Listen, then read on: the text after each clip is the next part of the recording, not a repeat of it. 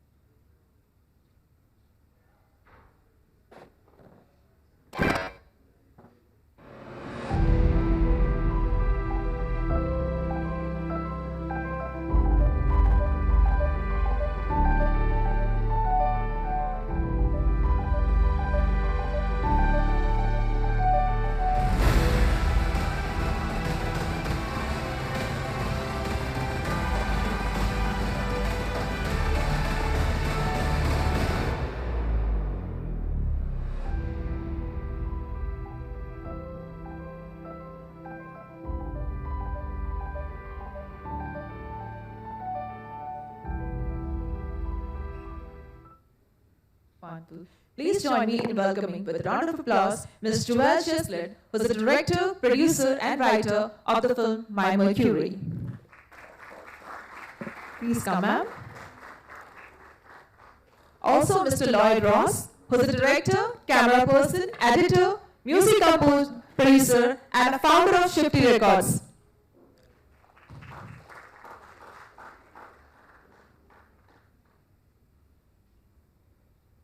Also moderating today's session is Mr. Shankar Ramakrishnan, a multifaceted creative force in feature films, non-fiction, museum installation, and literature.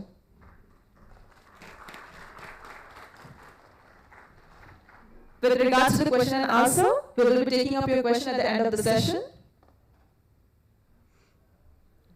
Welcome. I now request Mr. Prital Kumar, who is the Joint Secretary Broadcasting, Ministry of Information and Broadcasting and Managing Director of National Film Development Corporation, to felicitate our guest.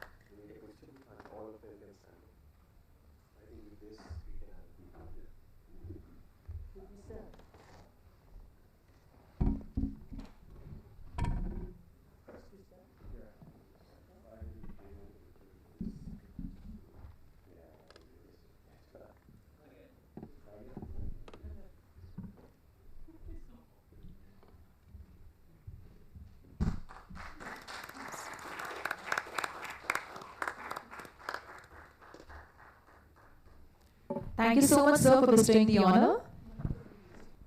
With this, I now invite Mr. Shankar Ramakrishnan to initiate today's pivotal discussion. A very good evening to all the enthusiasts who've come to be in touch with Joelle and LIoyd here, because My Mercury was a special experience that was, we all watched it in full house auditorium too last evening at 6:30 it started, and by the end of 104 minutes, before the lights came up, I walked to this person who was standing, the director, the creator. Joelle, you were standing over there, and I came to you, and I could find that the tear in that screen, the last frame, there was a watery tear in the thing that was actually glistening on your eyes as well. 30 years, dear friends, 30 years, and a whole lifetime of dedication had gone behind the making of My Mercury. I need not say to people who have watched it here, I can see some of the faces, some of the people who have really been part of that film. Anthropocene, as you really know, the word, the term, it talks about a human intervention in the reaction it causes to the global, the different changes that happens to the habitat which is surrounding us. My Mercury tells the tale of Eve, who is also present here. I believe his spirit is present somewhere over here while he's doing his work. This film is a monumental effort on a one-man caught up in an island with a multitude of diverse life forms, including seagulls, penguins, and gans. So, I believe, ma'am, this platform, MIFF, makes it possible for us to see it on a big screen. As we said, mostly documentaries are watched in a smaller screen or mobile phones sometimes. But I really thank MIFF to have created this platform where we could experience the entirety of the island and things like that. And I really want to know how many of you were during that screening. Vijesh, you were there during the screening? No. Any person among the audience who watched it last evening, I really want to know. Because normally the interactive session is actually put at the end of the thing. If there are people who watched it last evening, then I thought we will just start with some of the questions that you might have. So they really wanted to come and meet you, and I think we should be talking more about the film.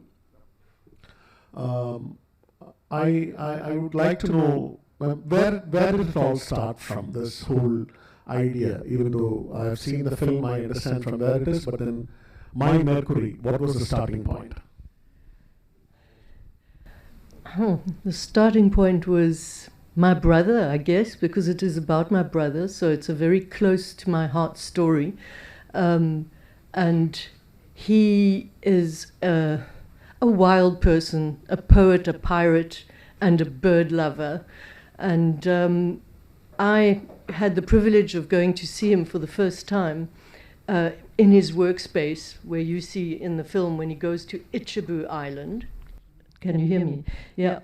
He goes to Ichibu Island. He's posted there, and it's on the coast of Namibia. So Namibia, you know where that is. It's north of South Africa, northwest of South Africa, and it has a long coast, Atlantic coast. It's along the Atlantic coast, and there are guano islands there. So those are bird islands. It's a particular ecology that makes it possible for these birds to live on those islands. And he started on Ichibu, and I wanted to go there because I was always intrigued by my brother. As you can see, he was quite a mysterious character, but I suppose as his sister and as a person who's quite, sociable and in the world, he was always the mysterious one who had his own inner life. And it was amazing for me to be able to go and experience his life as a bird person. And he's able to live he lived for almost 20 years on and off on islands on his own and looking after the seabirds. So it started with that, and then I started reading his diaries. He gave me his diaries, which is a very private thing. And I was so kind of not shocked, but so impressed with his inner life and the mixture of that and this environment of seabirds and the fragility of that environment. That's where it started. It was like a love story of that kind of situation. I'll let you go on to that. I didn't know the arc of the film would go the way it would, because I followed him. So that was in 1988, made my first little film about him. And then later on, he moved to Mercury. He calls it My Mercury because it became his. It was his soul space, and it was there that he was able to realize the possibility of redressing a very imbalanced environment, single-handed.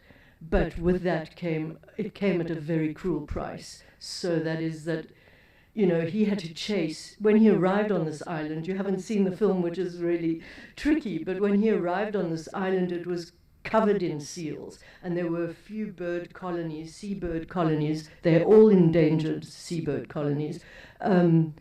And he, you know, with the permission of the Nature Conservation Department, he was asked to chase them off single-handedly. It's a small island. You could do it, but you had to be extremely, extremely strong to be able to do that. Strong in the mind, resilient, alone, and, you know, what he had to do eventually was not what he thought he would have had to do. That is, he actually had to get rid of seal pups so that these baby seals would not breed on that island, so that they could restore it to the diversity that it was. The reason it's in the state that it is because man-made overfishing, guano scraping, that is bird shit scraping, that kind of exploitation of the birds, of the environment, led to the point where the seals were the top predators and the birds were going to be the complete victims of man-made imbalance. Sorry about that being too long. No. The context being talking to an audience who is not so exposed to what they would experience later. There would be certain spoilers, but that is fine, as long as we are not going to delve more on the content side of it, but the process which is involved in making the film. So, prima facie, basically being the story of Eve Chesselet and the journals that he made. There is a fine point as a filmmaker which you are doing here. This is, ma'am, no doubt that this is a huge monument that you have actually, homage that you have done to your brother's epoch-making, a sacrifice which he has actually done. But at the same time, it is a tale of hope. It's a tale of a revolution within. It's a tale of transformation. And it's also a tale of coexisting with other living beings in what you call a Mercury, which is, as you rightly say, very poetically you put it, that it looks like a crocodile. It looks like a dinosaur who was actually submerged in that under the sea. And over the top of it, where there is no vegetation, there are rocky cliffs, there are points which he names, there is another beach across. He studies the life of this thing, and like William Dafoe's Robinson Crusoe, he makes a total island, and he well, the word that he uses, you acupunctured the island. You acupunctured the island with, this is the areas where they are totally being colonized, and these are the areas that should be color-coded and saved. So you use that image to show what it used to be then and what Eve wanted it to be, that you show.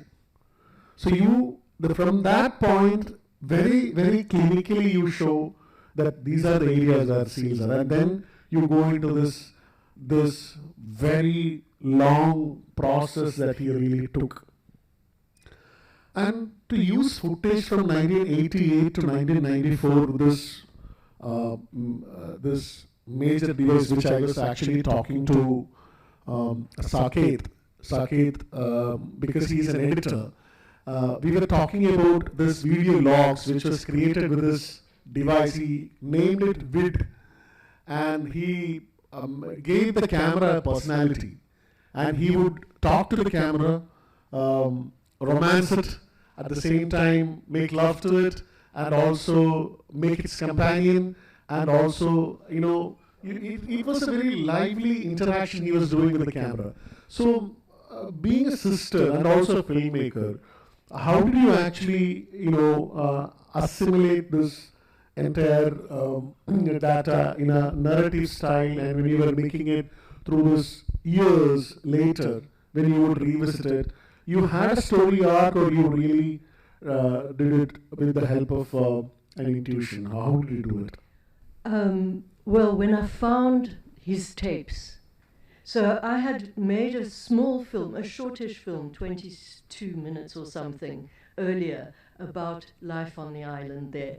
And Eve was still very shy and very camera shy. And I asked him to, I suggested that he take a camera the next time and just, film whatever. I mean, I didn't know what he was going to do. I just thought, he was taking photos, so now he took a high 8. And then many years later, I mean, I had my children, etc., etc. Many years later, I started going through the tapes, and it was like finding gold, because there was this true relationship, nothing contrived, no lies. This was just him. He wasn't doing it for any particular reason. He wasn't showing off. He was just doing it because it was part of his almost his balance to have this camera as a friend, as an enemy, as a projection, as because he goes through all sorts of phases, like Robinson Crusoe in a way goes through phases during that journey that he makes, the man on an island. In a way, he goes through these phases as he goes through order and chaos. He goes through that whole Dionysius and Apollo kind of dichotomy, where you have chaos. The one day you get too drunk and you're alone. There's nobody. A man alone is a very fascinating thing. And for me, watching my brother be alone on this island, having this amazing insight into him through his own footage, I just was, every time, I think I must have watched the 20 hours, more, maybe 40 hours of material that he shot.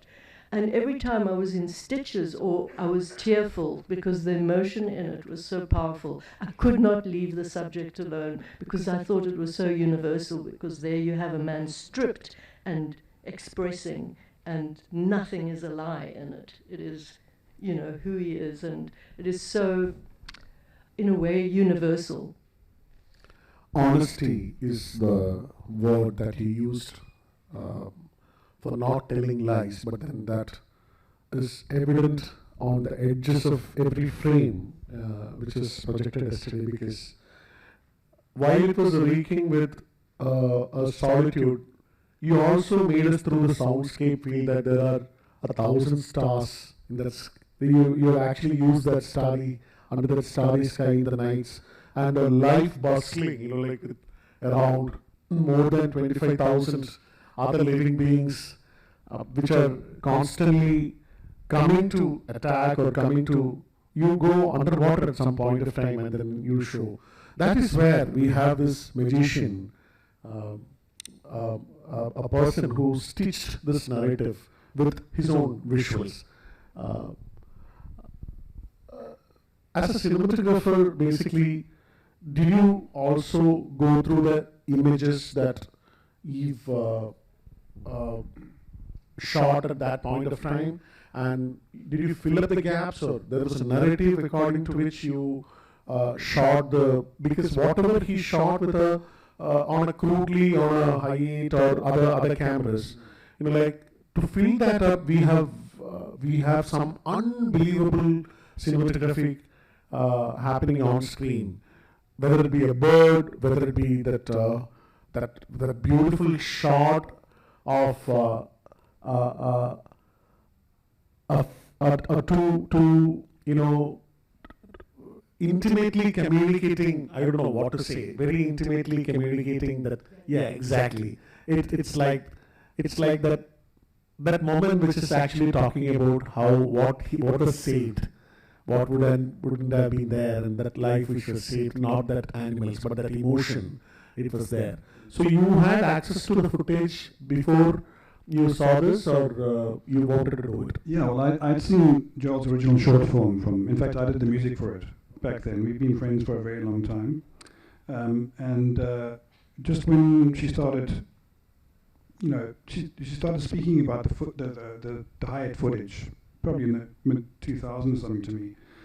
And then she showed me some of it, and it was just so compelling.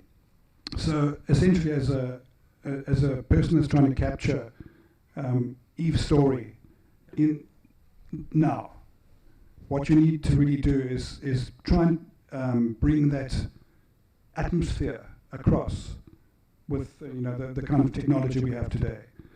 So how we're going to actually meld that Hi8 footage, the Betacam footage, which is all like 4x3, with the widescreen stuff, we didn't even think about. But we knew we had to have the widescreen stuff because that's what people want to see, and they were able to. And through us going there, we only managed to get there twice. It's a very, very difficult place to get to.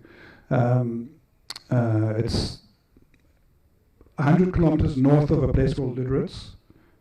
It's right on the coastline. It's like 800 meters from the coast. But between Lideritz and a town called Walvis Bay, which is 300 kilometers up the coast, there's nobody.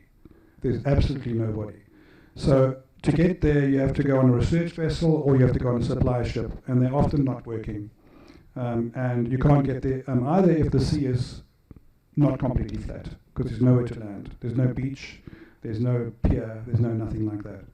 So we had to wait our time to get there, and we only had, unfortunately, I think 2 batches of 3 days, was it?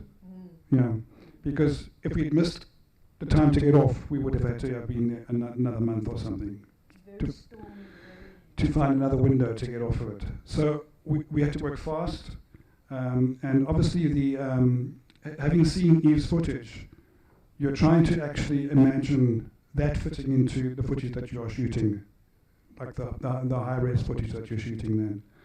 So establishing the island on drones, and obviously the birds, you shoot a lot of birds. But also, there were a couple of narrative arcs that we knew were happening, and we basically just concentrated on those when we were there. And I think we kind of managed to get it. You mentioned doing music for the shorter version and then getting into this thing. So, because we watched it in a big theater, like in an auditorium where we could actually experience the sound.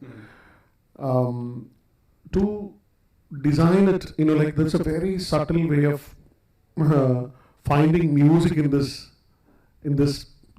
clamor, in this chaos, because it was actually a one man's fight against a colonial force which was happening, and there was no chaos from his side that way. Even though it was said that he used to whip away and things like that, he was a one man pitted against the multitude.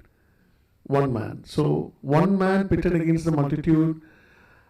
You were trying to give music from his sense of survival or his sense of sanity, or what was that cue that you used for creating? Well, Joel would have to answer that because I didn't do music for the. Okay. Yeah. LIoyd did the music for the first film that we made, And this music was composed by Rebecca Carrigord, so it was a woman from Norway. She's Norwegian but lives in Sweden, and there's also a lot of sound design, and I made sure that the dimensions of that it wasn't wall-to-wall music. So we pulled out so much music from what there was initially, just so that bird life could be felt. I mean, if I could have, I would have made it even more intense, but you can't, because when you're there and you are like we were, it was incredibly powerful, because you're feeling all these beings, all these beating hearts, this plumage, everything. It's like I had this epiphany there where, I just got the sense of vibration, and this whole place is just going like this constantly with all the birds, and the energy of it was absolutely riveting. And so I didn't want to lose that. So there were temptations to kind of over music it, but I think we managed to draw it back, From the audience, basically, I would like to instead of pushing the interactive session, I just want to open up this discussion to this audience as well, where, to create a story out of available footage, and also to make a process resound to its intensity after you think that it is lost, is an amazing tale by itself. So the midway to this documentary, as we suggested, we were discussing, there is a particular throwback into the childhood of Eve at some point of time, where his mother was actually commenting on a particular moment that he wouldn't speak for the first 3 years of his life. And then comes a series of photographs of the innocence that this child at some point starting to slowly show the young man on the island chasing off these things, and also the guilt that overcame him by eliminating the cubs at some point of time. So he start talking about the nervous breakdown, and then we understand that this is not just an ecological, this is not a film which talks about the balance or anything. It is also talking about a human being trying to find his repentance. The film totally acquires another dimension there. So I really, really would like to know, to have these two tales woven into this interesting, very contemporary problem, and also at the same time being very personal, very autobiographical, and also understanding a sibling. Yeah. That's why I call it an eco-psychological film, because it is such an internal journey that he goes on, and that we try as the team that edited it, try and portray. But what you're talking about, my mother's voice, it's very hard to do that, because it's your family, and they're so close to you, and you feel like you're exposing them. It's morally the duty of care. It's called duty of care to use your family. I'm not using them, but you could be interpreted as using them for some sort of almost. It feels sometimes not right. Like even a week ago or 2 weeks ago, I said to LIoyd, I don't know what I've done. How could I expose my mother, how can I expose my brother to this kind of attention? But it was never my intention to do it in a harmful way. So just talking about that journey, I've lost my thought now, but it's just not an easy thing to do, to be so intimate with somebody so close to you about their inner life, and to then put it out there. But my brother has been remarkably accepting, because it's not an easy film, and it's not an easy. It is a hermit. He doesn't like being with people. and now he's seen by everybody. But at the same time, he was on a mission, and he filmed that stuff, even if he didn't really know what his intention was. He filmed it, and he was presenting himself. You know, did you see him at the end, and he's in that water, and he says, well, this is my Mercury, and I'm leaving now, and I'm okay about going. And he'd been through that whole journey. So in a way, I feel like I expressed what he wanted to express. In that parting moment where he would make the last video, dipped in that cove where he was actually taking his final bath, he would talk to the vid. He talked to vid. He talked to vid and say that, better you capture this because I'm not going to return to this island. This is my last video. And it's like that, you know, that final moment of farewell to his own companionship and his self, because I guess he left that self there, and he actually, like in Indian mythology, we say that the body perishes and the soul travels. So basically, that eve he left there and he went into another space, like he left Ichibu to Mercury, from Mercury to another space. You say that another good man took charge of this thing, and he inherited this particular space and kept on doing the good work, but then he didn't have to fight so hard. What is happening in Mercury right now? That is the tragedy, because the film ends in 2022. So that's recently. That was the last. You know, we finished the online in February 22, and I phoned around, and at the end there's some statistics that say, you know, and the birds are flourishing, and the seabirds are, and the seals are on the coast, and everything is back in balance. Yeah, in harmony. And what happens subsequent to that is that the Namibian government and the Namibian Department of Fisheries that had the duty to carry on doing, you know, carry on having a person on that island that could look after the birds. They just dropped the ball. And within 18 months, that's why this is called, this little seminar, whatever is called, you know, it can become too late to, you cannot dither when you're dealing with the destruction of species, because they really do go. And what happened is, about 2 months ago, I got these photographs of Mercury, and they portray a devastated island where the seals have been able to return, not fully, but they've scared all the birds, and there were thousands and thousands, tens of thousands of birds. There is nothing left on that island. I couldn't speak just about for a week after I saw that. And that is kind of climate change and over-exploitation and blindness to the real problems, like the seals, because people think they're so cute. And there is the operation underway, the complete destruction of that environment. And now people are reacting, but whether it's timely enough, I don't know. So I'm devastated about what's happened there.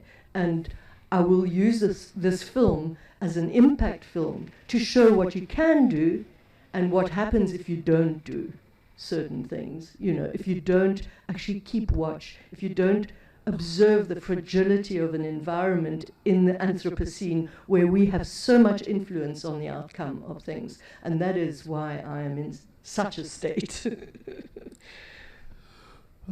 To register this in an international community and also to make it more public, basically from the short form you had actually translated into this 104-minute a longer version where you could also shoot and add to the narrative.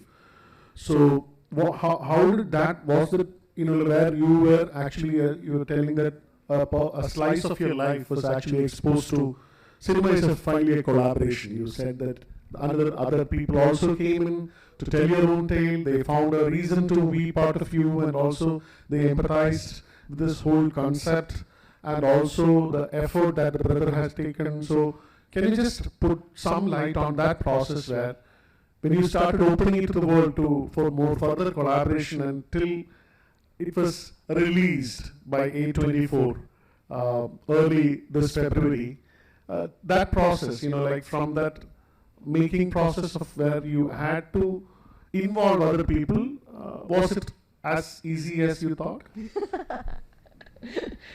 Not at all. No. But it was an incredible privilege, and to actually have the film made after all those years and pitching for 7 years, in different places, in Lisbon, in England, in Switzerland, etc. You go and you try and sell your film and your idea, etc., etc. And then going to Portugal, where I met Mandy Chang from BBC Storyville, and she said she saw me and she saw the poetry and she wanted to have this film made. She saw the trailer, and that was an amazing gift when somebody actually gets the story. It's not easy. You can easily, there must be thousands of fantastic films that are still sitting there dormant, never get made. And I thought that would be the fate of my film, actually.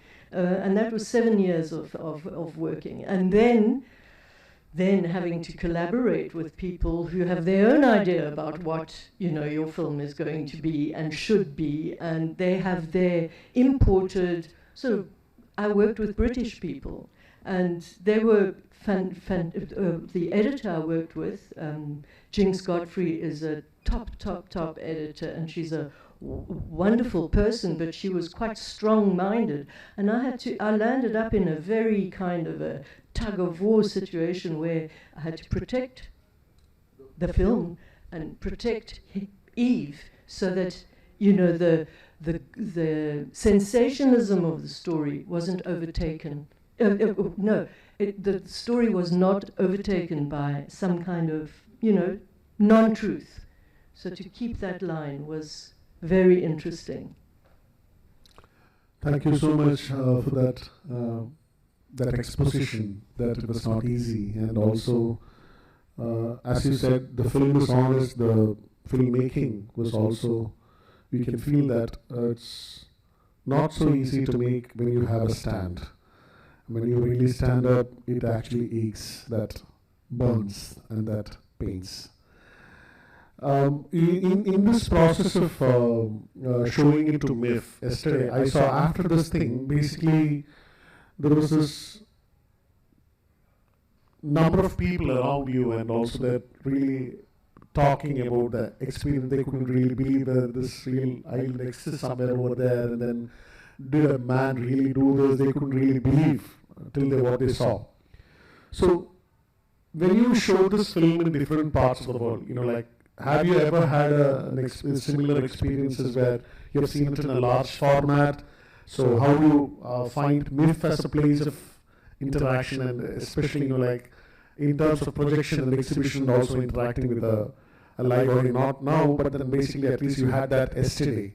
I found that LIoyd was also documenting it. That's what you said, that you by nature that's, but then basically how was the feeling at MIFF? No, it's been such a privilege, because I've never seen it with a whole lot of people. I've seen it in little clumps with other people, so it was absolutely fantastic. And I feel really honored. It's the world premiere, actually, so it's the first time that I'm actually witnessing it with people I don't know, and the feedback was very, very positive. I could see that the people who had decided that they would go on the journey, because it's not an easy journey to go on. The film, you can think, oh, why am I watching this thing? It's sad, it's dark, but it's also light. It's very human. So, and I also, just because we're rounding off, I think, I want to thank the people that worked with me, like Pippa Ehrlich should have been here, my co-director, who came in quite late in the process, but was an invaluable support, an asset. And she comes from the natural history background. I come more from a philosophical background, and all the other people who worked on it, but especially. I'm kind of glad Pippa didn't make it, because otherwise I wouldn't be here. So. True.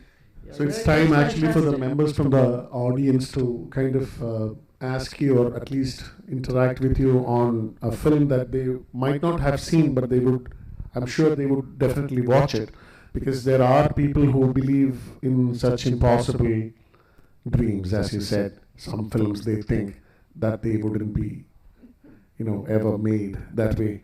But then we'll just open up this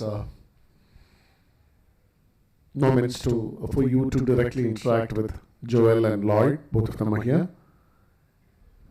Hello, Joelle ma'am. My question is to you, you have been working on this film for quite a long time, so I'm sure there must have been down moments and you must have had your doubts.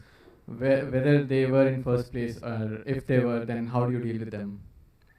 How did I didn't understand the last part. When you were in self-doubt, because it took a long time to make, so how did you deal with your own personal doubts? That's what. Yes, right? Exactly. It's you just have to. You have to. I quote the I Ching: perseverance furthers. So if you don't. You've just got to keep going when you really think there's no point in carrying on. How many rejection letters have I had for the film? Dozens, maybe 50. Where you fill in the form, you pay the entry fee, you want it to be. That is the life of a filmmaker. I think you've got to kind of just become immune to the rejection, just like writers get immune to, if you don't, then you can't do it, because nobody's going to, it doesn't mean they don't like it, it's just there's too much choice. So, but I'm not the world's most confident person, so I had to wrestle with my inner demons of, You could say. Yeah, so we also cut quite a few trailers and sizzle reels and that kind of thing. And I think that's probably a good thing, because each time you do that, you get to know your film better. And maybe the next time you pitch it, there's just something that clicks with somebody, like happened with Joelle and Mandy Chang, who's a really good person to have clicked with, actually. Storyville. Okay. Yeah. No, there's nothing easy about it. But this has been a very, very, a very positive experience. It makes it worthwhile. So as part of them, I think it's time for our conclusion, but definitely not before asking you one final question. Having made a long journey like this, what are you up to next? What both of you, I know you're... Well, I think this one's going to take me a little bit on a journey, because I want to fight for those birds, but that's more... that's not to do with film that much. And then LIoyd, as we said, started a record company in the 80s in South Africa during the fight against apartheid. And that record company was called Shifty. And Shifty Music was the soundtrack. Some people call it the soundtrack of the revolution. It's not quite that, but let's say all the music that was made in, a lot of the music that was made in South Africa that was kind of protest music, not necessarily rah-rah-rah music, but and was not played on the radio, and everything was underground. And I'm going to be making a film about that. It's called Shifty House on Fire, and we are going to be collaborating on that. Well, obviously he's the man and who started that record company, and I've been privy to it the whole time, because it's what made me decide to stay in South Africa. I came from Belgium my mother's South African, came from Belgium, heard some of those tracks, and I thought there's hope in this country, and I stayed. And so it's another passion project. We'll see what happens. Is Eve aware that both of you are here representing him, his film? Is he aware of that today? He is aware of that, and what was his reaction after you said, yesterday we had this first, global premiere, and what is he right now? Where is he? What is he doing now?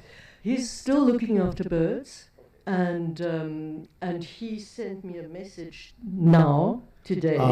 We can just listen to Eve's message. The protagonist in this film has sent a message. But he didn't send it. He just said to me,